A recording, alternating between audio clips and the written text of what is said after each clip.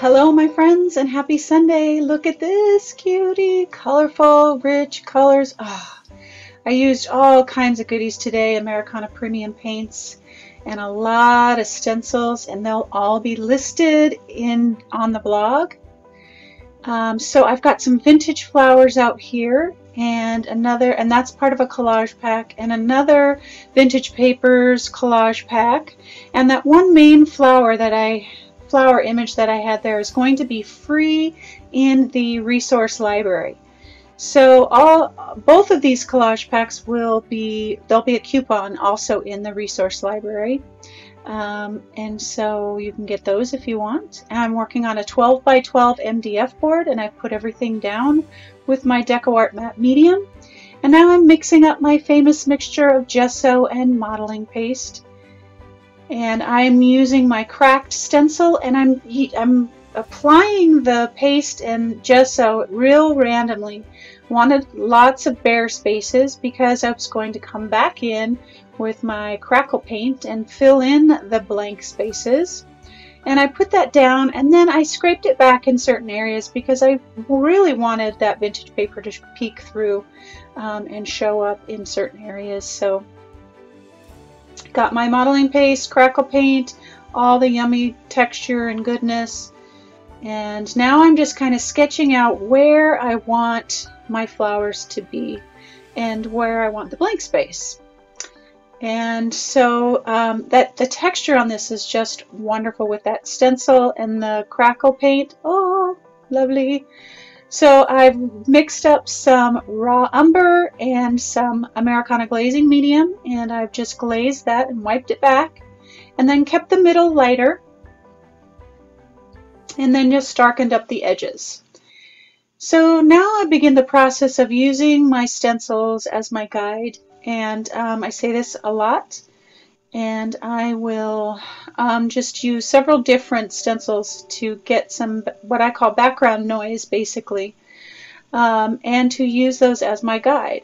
So I'm using some different greens here, and when I first started out they were super bright, and one of the best ways that I know to kind of tone things down and get a darker, more moody color is to use raw umber. So I mixed raw umber into my greens, and it gave me a great variation. I'm using my eucalyptus stencil in the garden stencil and garden 2 stencil. And again, all of the supplies will be listed on the blog, and the link to the blog is down below in the YouTube description. And I'm just filling in all of the spaces. I'm really trying to pay attention to where the blank space is going to be for my words. And these leaves, very few will be seen, but they're there, and they are very important to the overall composition of the piece. And I try to vary the colors, have some lights and some darks and in-betweens. So now I'm just going to use, again, my stencils as my guide and start blocking in the flowers, getting an idea of composition and what colors I want. And so I'm using, this color here is deep violet, and it is absolutely gorgeous in that stencil. And that is the Flower Gang 4 stencil, and this one is the large rose stencil, and they work so beautifully for this piece.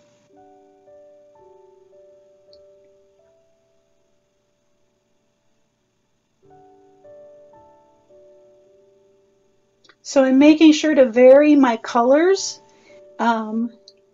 in reds and oranges and the purples.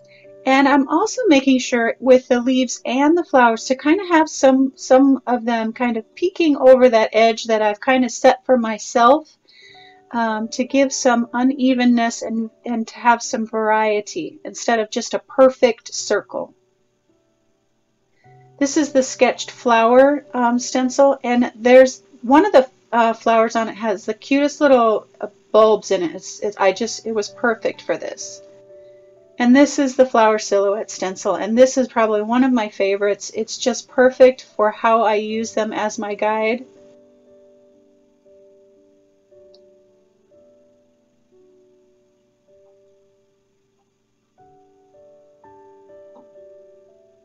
So now I'm coming back in with my collage pieces, and I've got a few leaves here, and I want to make sure not to overdo it, because I can definitely do that because I love the vintage papers, love them. And the white was perfect contrast for all the color. It kind of gave some neutral and kind of toned things down in certain areas and works really well with all of the color that's going on.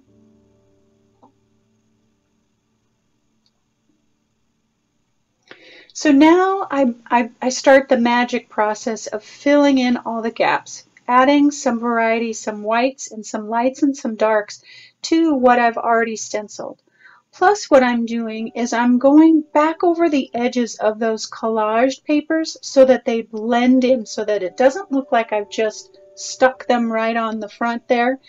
I'm blending them into the background, so I'm overlapping my paint on the flowers and the leaves. And I'm coming back in with a smaller brush and just adding the same colors that I used, and then adding some highlights, lighter colors, whites, yellows, complementary colors, and just really basically painting right over what I've already stenciled in.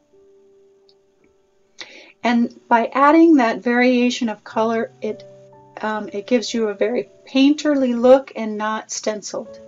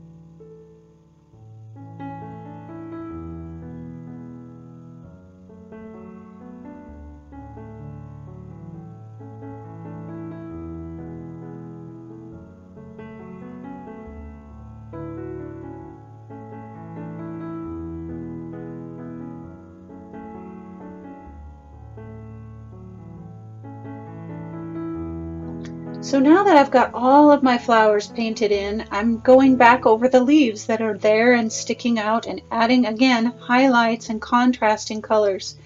And I added teal, and teal wouldn't be typically a leaf color, but it's very bright and whimsical, and I love the contrast in the green with the teal.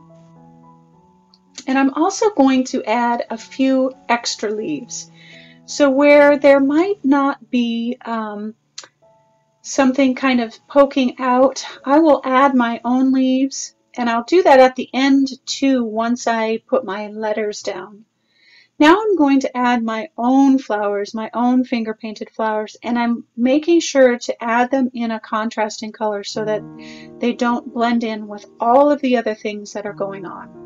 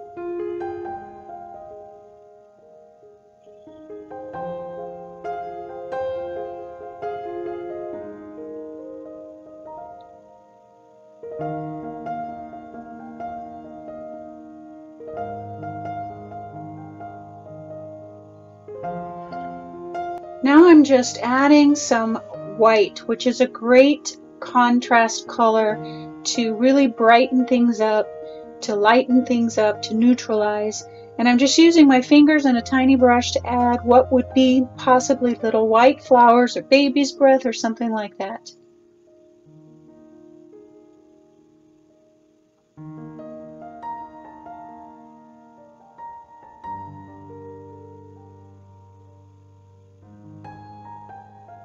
Adding that black, really, again, white and black are great for really bringing something to life, neutralizing all of those things. So I added some black in there to the centers of the flowers. Now I'm just coming back with some watered down gesso to kind of whiten that up a little bit, just so that my words, I make sure my words really show up, and then I just pull it back so that it's not too bright. So I found these stamps at Goodwill, and I stamped a bunch of options on tissue paper. And that's one of the things that I love, why I stamp on tissue paper, is because you get a chance to audition your letters, words, phrase, and if you make a mistake, it's not permanent. And so I just took my time and really kind of auditioned everything.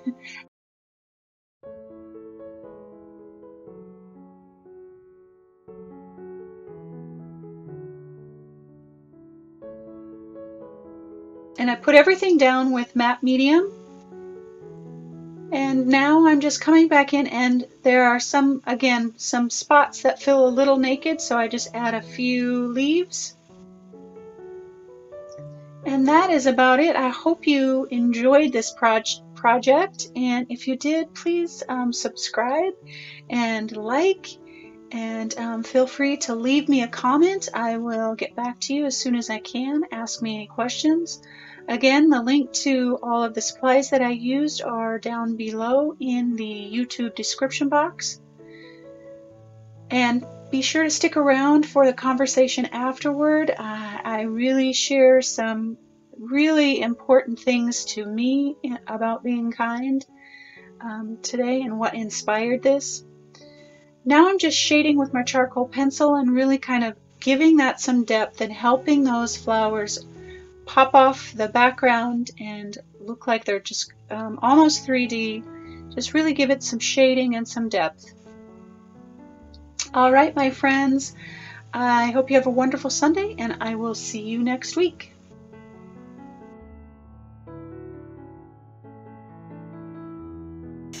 There she is, Lovey. All the happiness, all the spring, all the love, all the goodness, all the colors. Oh, the texture, oh my goodness. So yeah, I went over everything in the video, and I'm just so pleased with how this turned out. Oh yeah, I just love it. So this says, oh, and I want to say real quick too, to just remind you that I'll have listed the collage packs, because I've got two collage packs that I used, and I didn't use all of my flowers because these were a little too big. They felt a little too blah. But this one is free in the resource library, and then there'll be a coupon for the collage packs that I used today. Okay, so this says be kind, and there are two types of be kinds that I want to talk about, or that I think about. One, of course, is be kind in general to others, and I say this all the time about how kindness really does change everything. It can change a person's day, and I just think that there's sometimes so little of it. Even just courtesy and politeness, a thank you, a hello.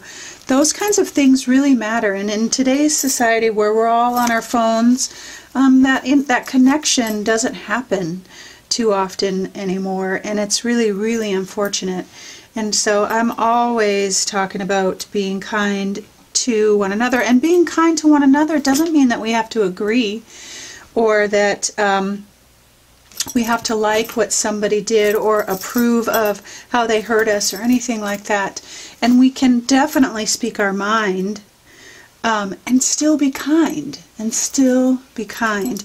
And I think a lot of people forget that, and I think it's just so important, because when we're kind, people will listen to us more. They will have an opportunity to respond, hopefully in kindness, but not always. So that is the kind of the general be kind. But the one that I really, really want to talk about is being kind to ourselves.